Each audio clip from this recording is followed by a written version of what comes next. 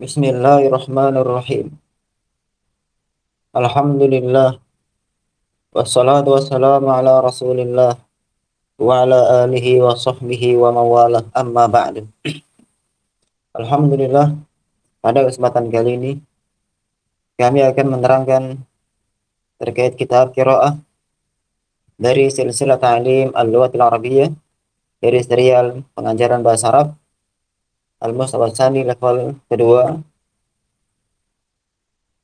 yang diajarkan di Jamiatul Imam Muhammad bin Saud al-Islamiyah, Universitas Imam Muhammad bin Saud al-Islamiyah, Ma'had Ta'lim Al-Lughatil Arabiyyah, Ma'had pengajaran bahasa Arab yang ada di Arab Saudi.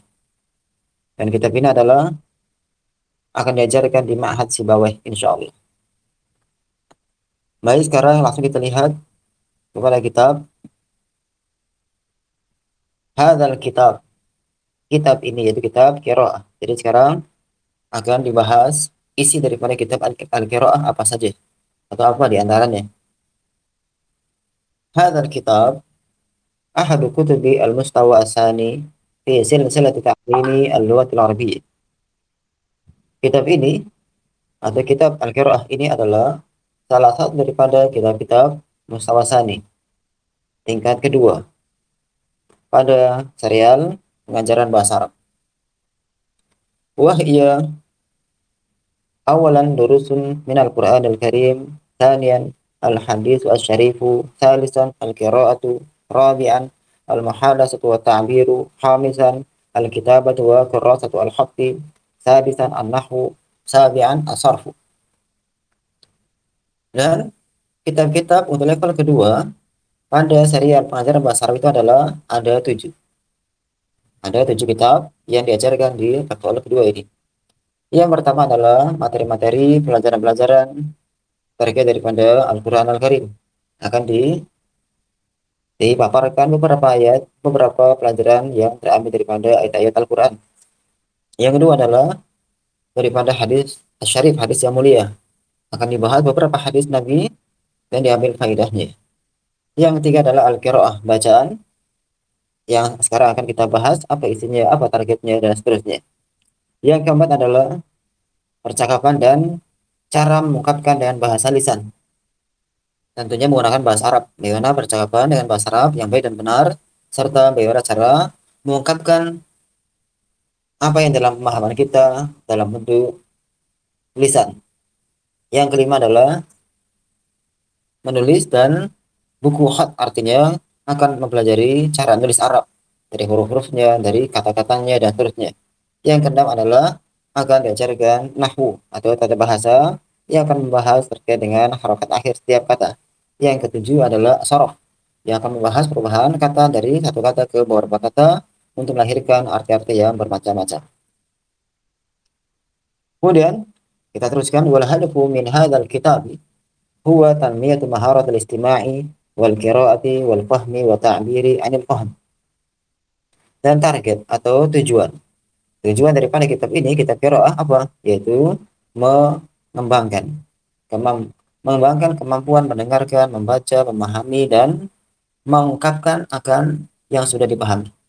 Jadi target atau tujuan daripada kita mempelajari kitab qiraah ini adalah akan dikembangkan kemampuan pendengaran kita, mendengarkan ucapan Arab, mendengarkan khutbah berbahasa Arab, mendengarkan perkataan Arab, serta akan dikembangkan kemampuan membaca tulisan Arab, serta juga memahami isinya dan bagaimana cara kita mengungkapkan dengan bahasa lisan terkait dengan apa yang sudah kita pahami. Kemudian wal muhtawa mawdu'atun muta'addidatun minha ma yunammi as-saqafata al-islamiyata bi ardi ahdatsin wa mawaqifa wa shakhsiyatin laha dawrun fi sun'i al-ahdath wal mawaqifi wa minha ma yatahaddatsu an adatin hamidatin wa ukhra madmumatin wa minha mawdu'atun sihhiyatun anil amradi wal ilaji wal wiqayati wa mawdu'atun ijtimaiyatun wa tarbawiyatun wa iqtisadiyatun. Kandungan atau daftar isi, ya.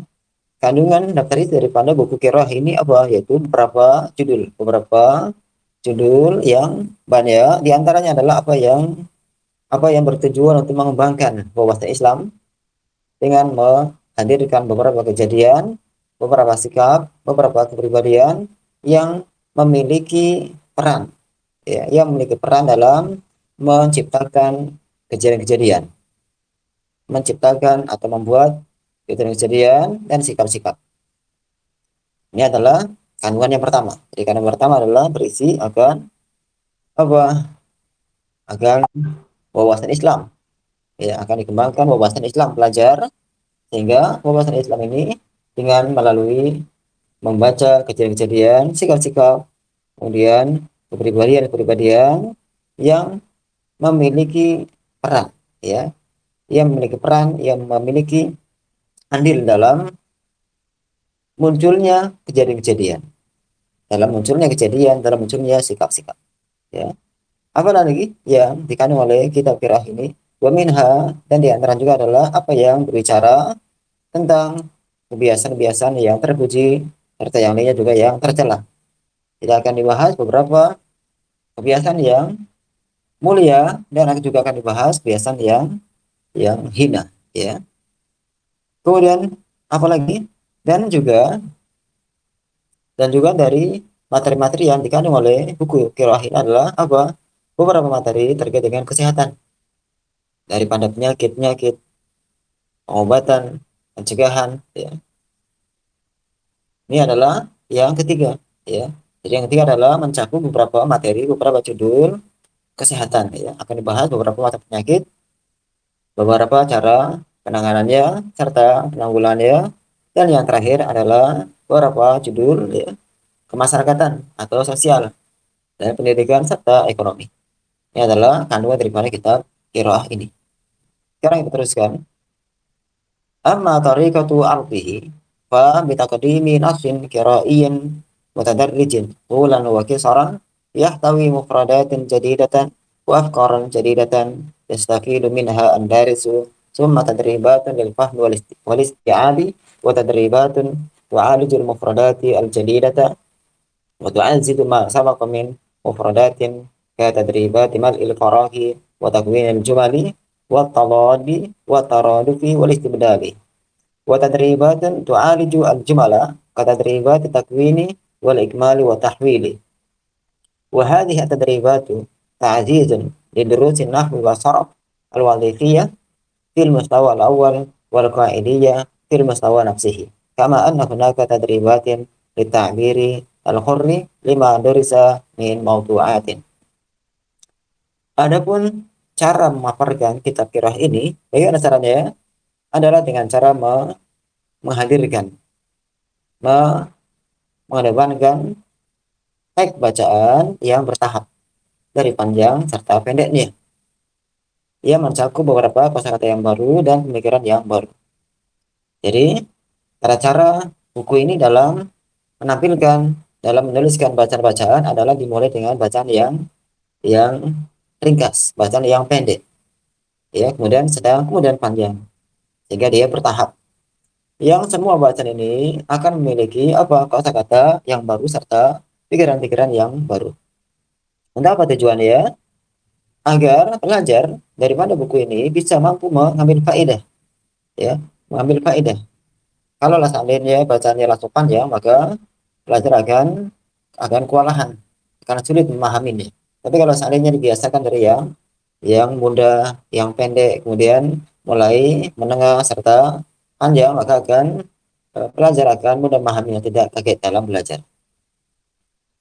Kemudian apalagi setelah dihadapkan atau diberikan teks bacaan, maka setelah bacaan ini akan didatangkan latihan-latihan untuk memahami dan menguasai bacaan.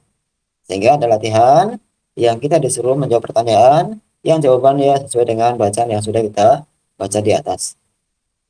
Kemudian apa?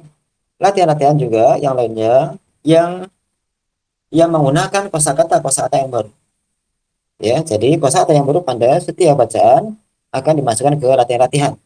Sehingga kosakata yang baru ini bisa mudah menancap pada pikiran, pada hafalan pelajar. Dan akan menguatkan, ya, akan menguatkan apa yang sudah berlalu daripada kosakata. Jadi tujuan daripada latihan yang isinya adalah kosakata baru apa agar hafalan kosakatanya menjadi kuat pada diri pelajar. Seperti apa bentuk latihannya? Seperti latihan-latihan mengisi yang kosong, membuat kalimat, serta membuat perlawanan kata dan persamaan kata serta mengganti. Apalagi latihan yang lainnya? Dan latihan yang berikutnya adalah latihan menggunakan kalimat-kalimat, ya. Seperti latihan membuat kalimat, menyempurnakan kalimat dan merubah kalimat. Untuk apa tujuan latihan yang ini? Membuat kalimat, menyempurnakan dan merubah. Apa tujuannya?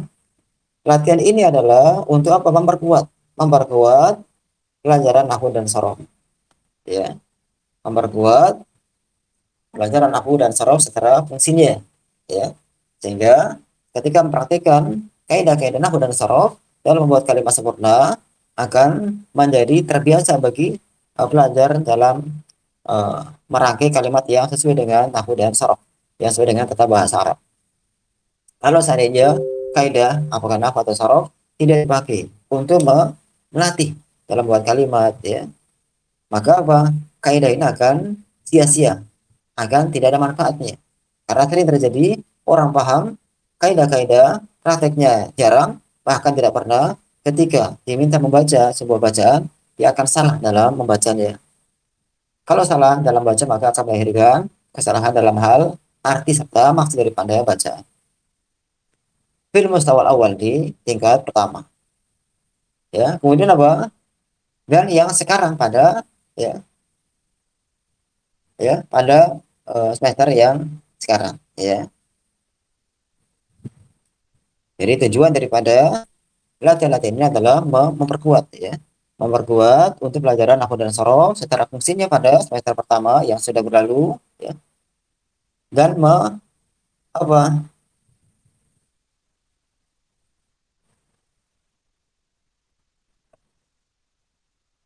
Dan menyempurnakan, ya.